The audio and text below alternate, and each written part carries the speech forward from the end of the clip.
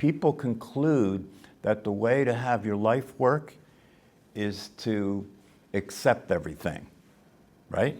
Yeah. This is common. You hear people talk about it, you know. If you can just practice, if you can just learn to accept everything the way it is, then your life will work. But acceptance is not an action. It's a state of being. Okay? One of the things that I said about this in the past is that who we really are, the natural state, the awareness that is our true nature, cannot reject anything. Doesn't have the ability to reject anything. It just is, period. It just is. It doesn't think, it just is, right?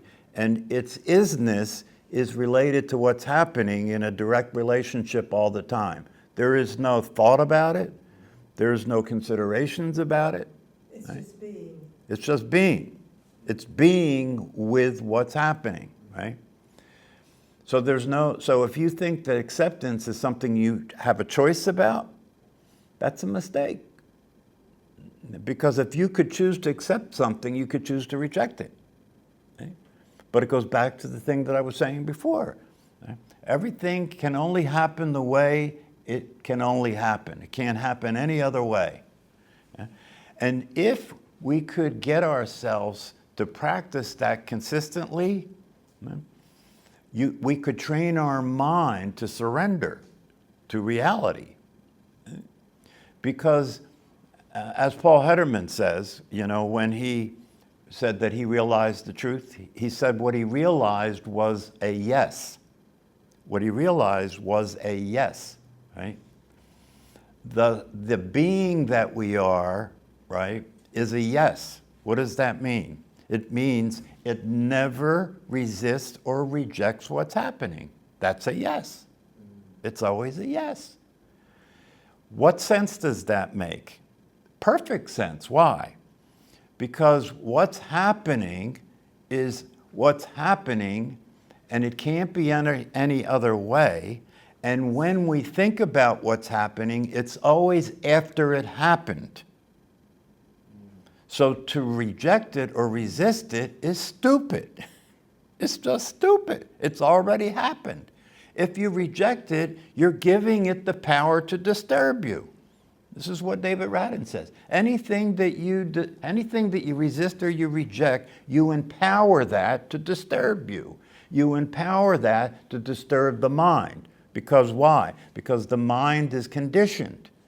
And conditioning means, by its very definition, that it can only relate and recognize things within a very limited view, within a very limited understanding, within a very limited view.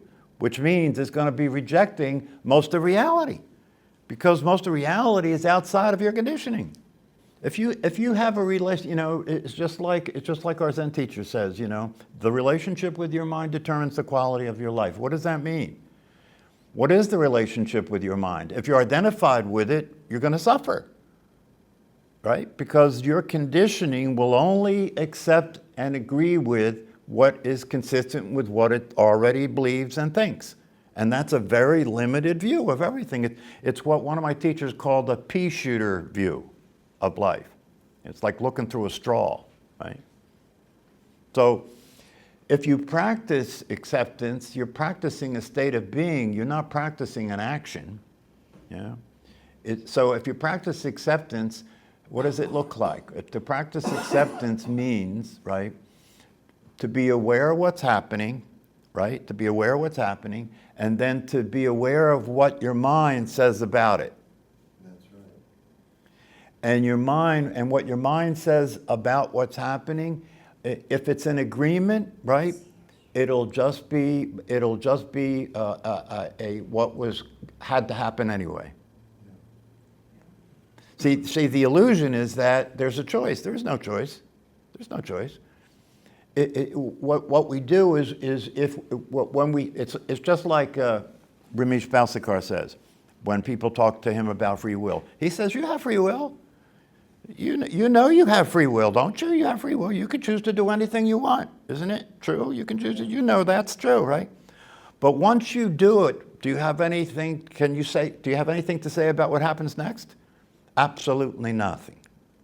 And if what happens next happens to be consistent with what you think you chose, then you think you have free will.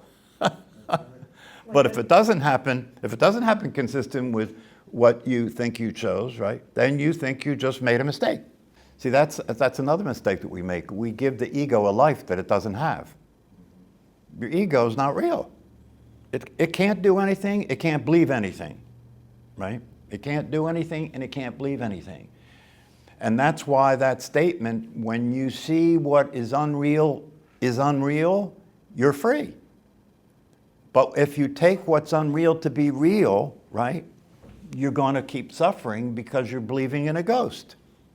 You're believing in something that is not real, is not happening, it can't possibly happen. So the practice, so living a conscious life is a function of paying attention to what the mind's doing, right? And noticing, right, that the mind has got its own agenda based on your personal conditioning. Has nothing to do with reality at all. Has nothing at all to do with reality. There are 8 billion worlds. There are 8 billion worlds because every human being is seeing a different world based on their conditioning, based on their beliefs, based on their religion, based on their trauma, based on their psychology, based on all of that, right?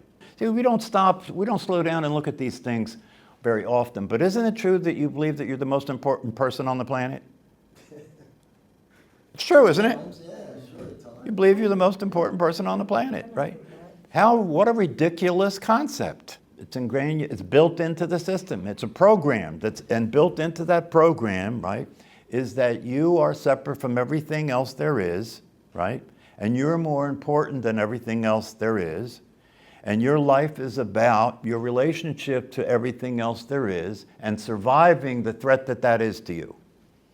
Whether it's circumstances, whether it's the weather, whether it's people, whether it's your own body, no matter what it is, right? Surviving what's going on all the time. That is the fundamental program of the thought process, is survival. Survival of what? Survival of its point of view, survival of its beliefs, and survival of its identity as you. And the identity that it has as you is the physical body. What all human beings crave more than anything else is death. Now, the way that lands for people is, oh, that's not true. Why would I crave death? That's a crazy thing. That's a crazy idea, right? It's not a crazy idea if you slow down and look at it, right? Because if I could snap my fingers and your personality would disappear and your conditioning would disappear and what you're afraid of would disappear and what you like and what you don't like would disappear and all the things that you suffered in your developmental years would disappear, but you would still be here and you'd be free from all that, wouldn't you choose that? That's death.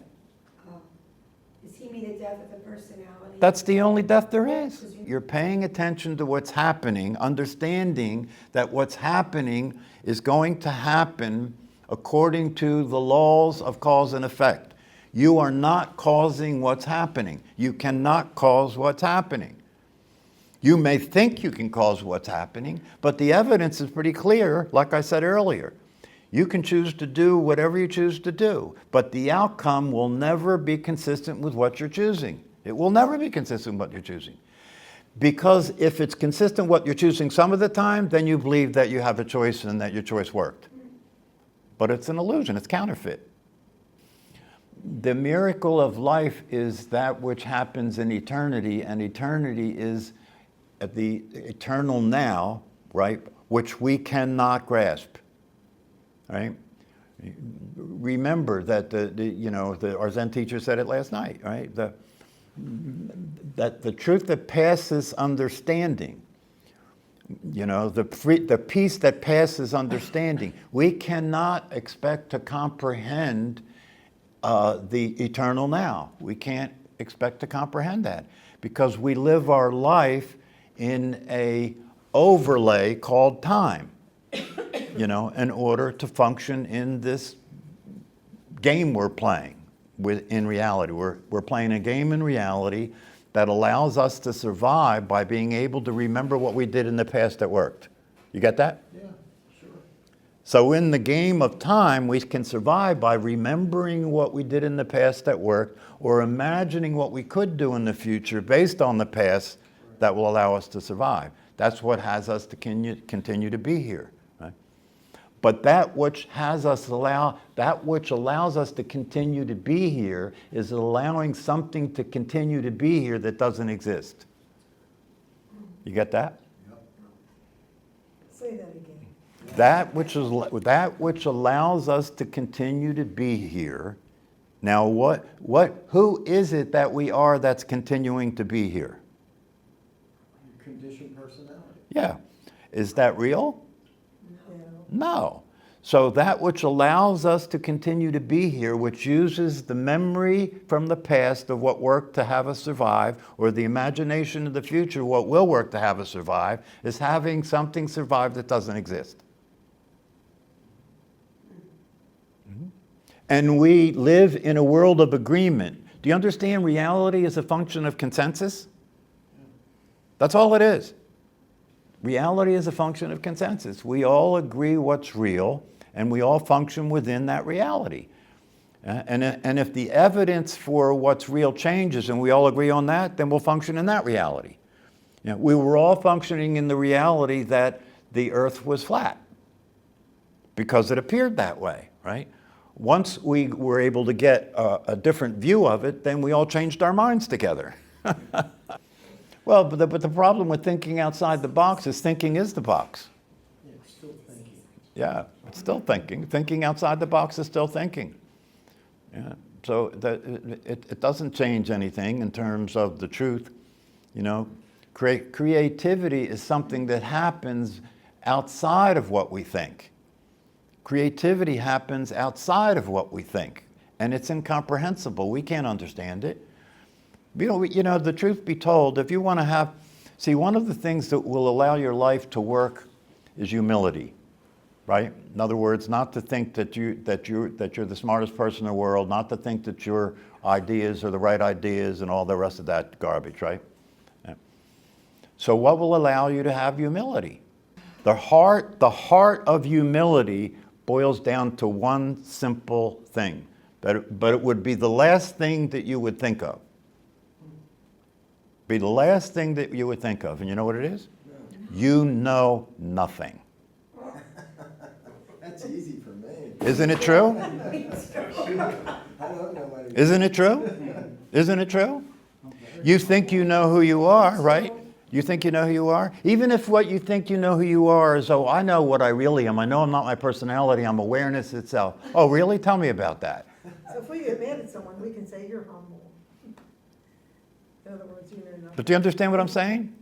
If you think you know who you are because you think you know that awareness is the truth of what you are, yeah, what does that mean? If you know what you're not, that's a big deal. Yeah, if you know what you're not, that's at the good beginning. Yeah. Yeah.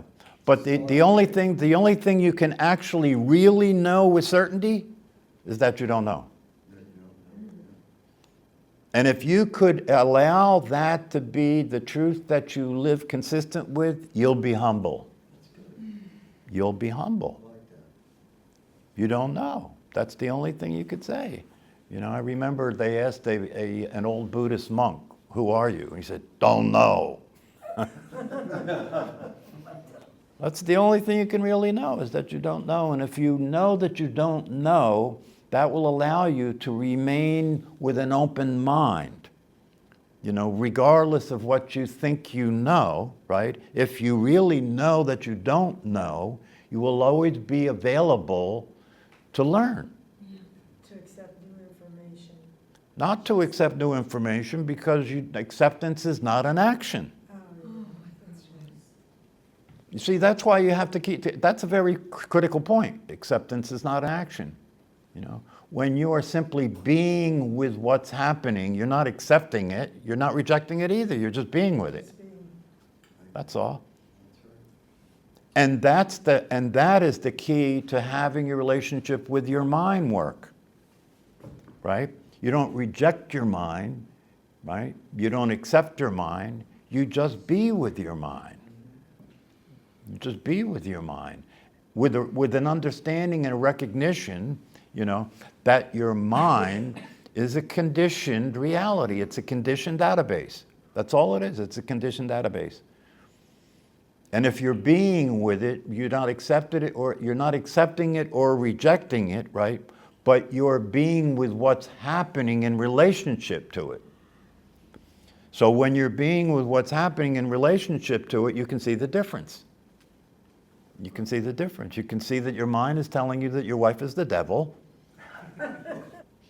The agreement about reality is that people can make choices. That's what the understanding is. That's, that people are making decisions. That's why we have voting, right? I mean, it may be hard for a lot of people to accept that the last election couldn't have gone any other way. All elections couldn't have gone any other way.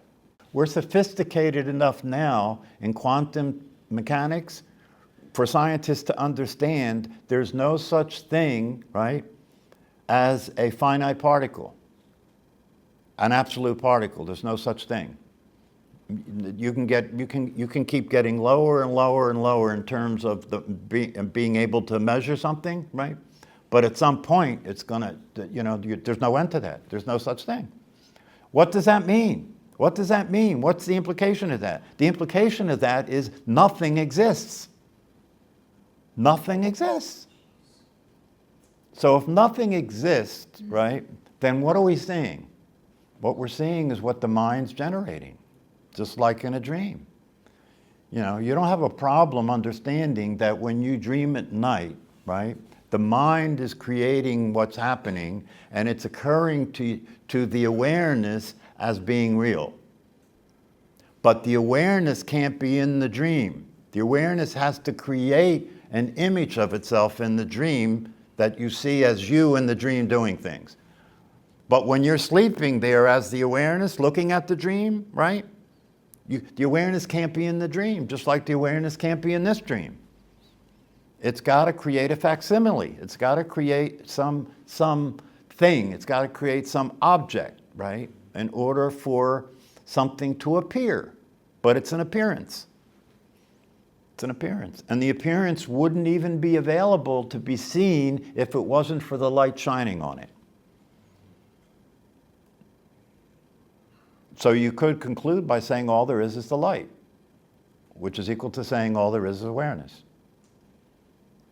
All there is awareness. So this is awareness appearing as a room. Right? You are awareness appearing as a body. Right? That's the reality. And that awareness doesn't exist in time. It exists in the eternal moment. It can't be born and it can't die. See, that's incomprehensible for us, right? Can't be born and it can't die. It just is. Something that just is, that doesn't exist in time, is incomprehensible. It's not the mind makes it up. Your conditioning produces what you're seeing. Isn't that the case? When a baby gets language, word by word, it learns reality, doesn't it? Word by word, it learns reality. So is what it's seeing really there? Was it there before the baby had a word for it? No. It's an appearance. That's why they say in Dzogchen, in the Dzogchen teaching, right? That's why they say in the Dzogchen teaching, they only have two things. It's the simplest teaching there is. They only have two things in their teaching, right? One is rest as awareness, right? Rest as awareness as many times as you can remember each day, right? And relax. Why would they say that? Why would they say that instead of getting involved in all these other kinds of understandings and teachings? Why would they say that? Because that's all you have to do. That's because that's all that's possible. That's the short moments, right? That's all that's possible. Yeah, short moments, practice resting as awareness as many times as possible. That and relax. Why would they say that? Because that's the only possibility. Look at it. It's the only possibility. Everything is happening from a cause and effect situation. You can do nothing. You can do nothing. Your personality doesn't even exist, right? So all that you could possibly do is relax. Relax. Your life is going to happen the way it's going to happen, and it couldn't happen any other way, and you have nothing to say about it. Your death has already happened. And nothing to say about it. Like Ramesh Balsekar says, the movie's in the can. If you really take that to heart and you understand that, right, then the best thing to do is relax. Just relax. Just be with things as they're occurring. Just be with things as they're occurring, you know, and understand that no matter what you think, you can figure things out all you want, you can make all the choices and decisions you want, and it will have nothing to do with what happens after that. It literally won't. So you could save yourself a lot of trouble, you know. Just relax. Just relax and pay attention. What's happening is what's happening, and that's what's happening. It's as simple as that. Well, no, you have to go through the dark night of the soul because the ego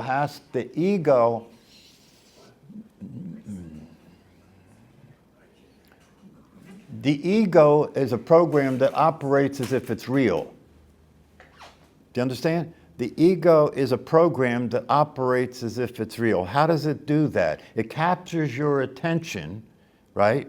It has you get involved with the thought activity, and once you're involved with the thought activity, it produces the idea that there's a thinker of those thoughts, right? So that's how it produces it, right? It's just a thought activity. That's all it is. There's nothing there. But part of that programming is the programming that has it occur to be real. So you act like it is. You know what I mean? You act consistent with what you identify to be real, don't you? So you act like it is, right? For that to die, there has to be because that program is the fundamental operation, the MO of that program is survival more than anything else, right? To keep you in existence, right?